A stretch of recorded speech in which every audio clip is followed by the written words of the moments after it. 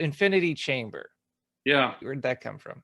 So after Pandorum, then I got a lot of work as a writer, but I was still, that itch wasn't getting scratched. I wanted to get back into indie filmmaking. Right.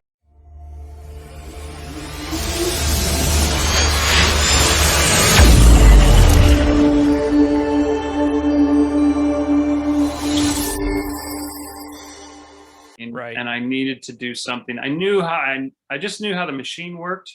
I'd seen enough projects go down that path of trying to attach talent, trying to attach, putting all those players together for a package. And I saw how frustrating that was. So I decided, you know what, I'm gonna try to write the most self-contained, easiest production that I can. So that was the motivation. And I put these restrictions on myself. I said, 1 actor, 1 room, okay, go. And I just dug into that. So that was, and I was very motivated. And as you probably know, it's really easy to procrastinate in filmmaking. You say that, especially making an indie film. It's like, next year, when the kids are out of school, when we have more money, when we have more this, when we have more that. Well, I knew that so well, so I decided to force my hand, and I rented an industrial space in San Fernando Valley, and I started building the set. Okay. And I figured that after several months, after I've spent all this time and energy and money, there's no going back. I'd be a fool not to make the movie. So without a script, without a cast, without a crew or any kind of money, I just went over and I started building this set. And it took me a year working on the weekends to actually put this set together. But by the end of that year, it was kind of like stone soup, because then my friends and my peers were all like, "What are you doing?" And they stopped by and like, "Wait, what are you doing?" And I was like, "Well, I'm just building this set, and I'm gonna shoot this movie." And slowly everybody's like, "Well, hey, I got a guy, I got this. And by the end of the year, by the time the set was built, I had the financing and the cast and the crew. Did you have the script done? No, I was writing it. So you're writing it as you're building the set? Which helped because I was in that space. I was in that mind space. Yeah.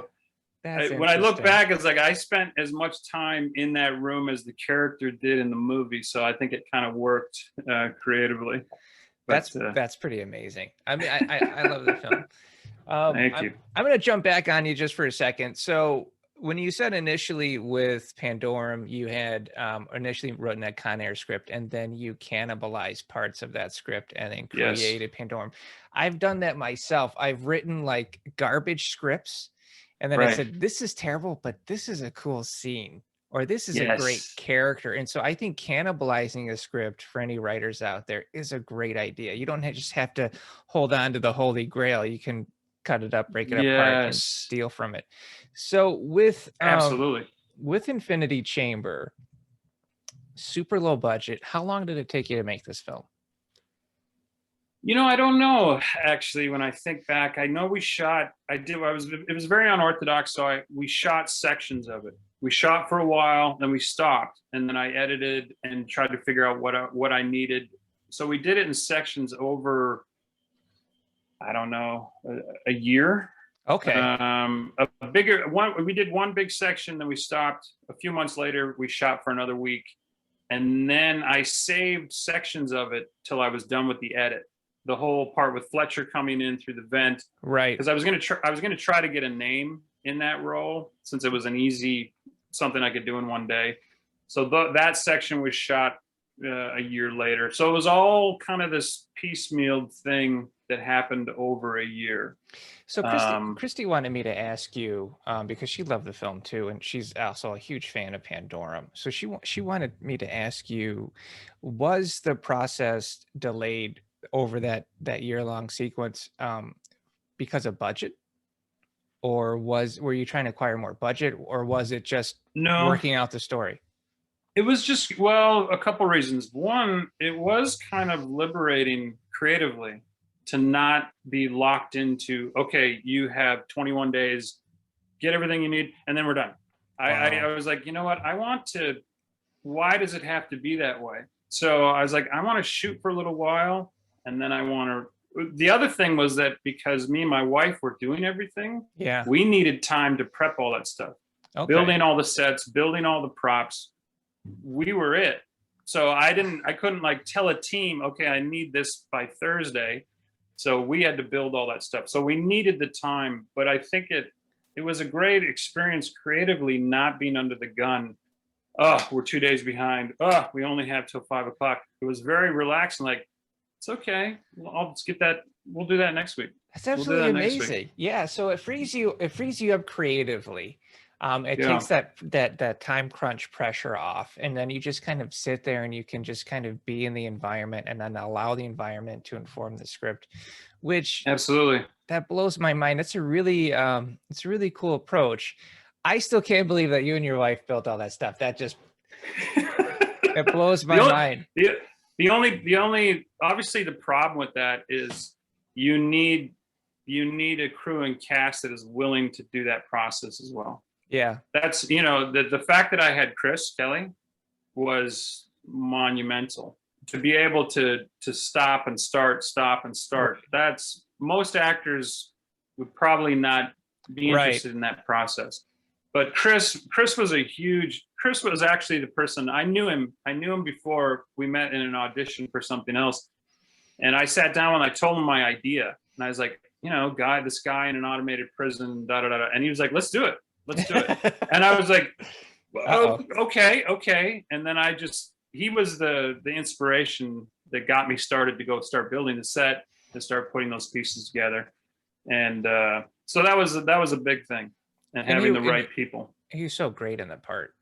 Oh, yeah. I knew I needed somebody that was, because his face was gonna be on the screen alone, that I needed somebody that was interesting to watch. Yeah, and I just think he's carried it. Yeah, I mean, it's sat on his shoulders. Absolutely, that's just fantastic. So, with your process, you had this kind of creativity. Had you been planning on having it kind of loop into itself narratively, where he's staring at the pictures on the wall, he sees all of these different framed photos of places he's visited, and then he visits the places in the film, and we start to learn, okay, is he getting out? Is he not getting out? I mean, that is such a difficult narrative to weave, and I've watched people fail at it. It's just really cool to see how you're able to kind of come up with that. It's interesting. The one thing I think about that movie, I think I credit it to the process that we did, because originally going in, I don't think I really even knew the theme of the story while making the movie. I started with a very ABC. It was an escape movie. It was a prison escape movie. That's about as deep as we're going to go. And I knew that there would be something more in there. I just didn't know what it was. And I think that's interesting for filmmakers. You don't necessarily need to know your theme when going in, because I think it's a creative journey. Okay. While we were making the movie, those things started to kind of pop up. And then the movie started to change. It was actually literally once Chris started having conversations with Howard, I was like, there's something interesting here. There's something interesting about being detached from not having human contact, and the only relationship you have is artificial, which I think we live in a world now where all of our communication is filtered through electronics, whether it's texting or emailing or all that kind of stuff. So I was like, so what happens to the human condition when you're cut off like that?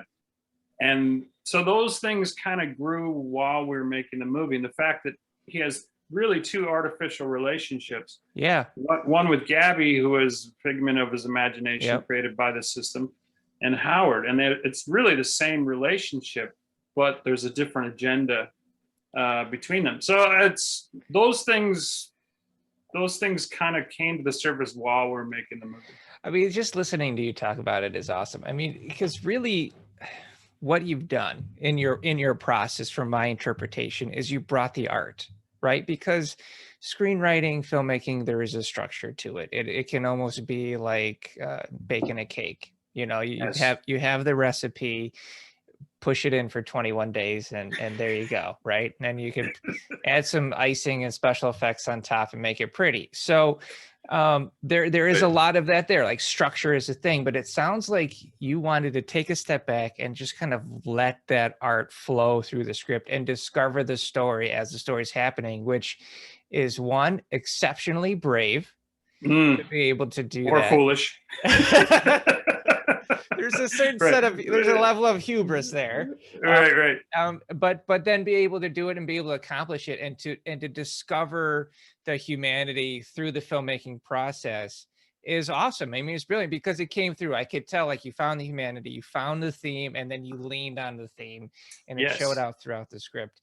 And I thought, if you didn't find that humanity, if you weren't able to capture that, of course the film would have suffered from it, but it didn't. You were able to nail it. Yeah.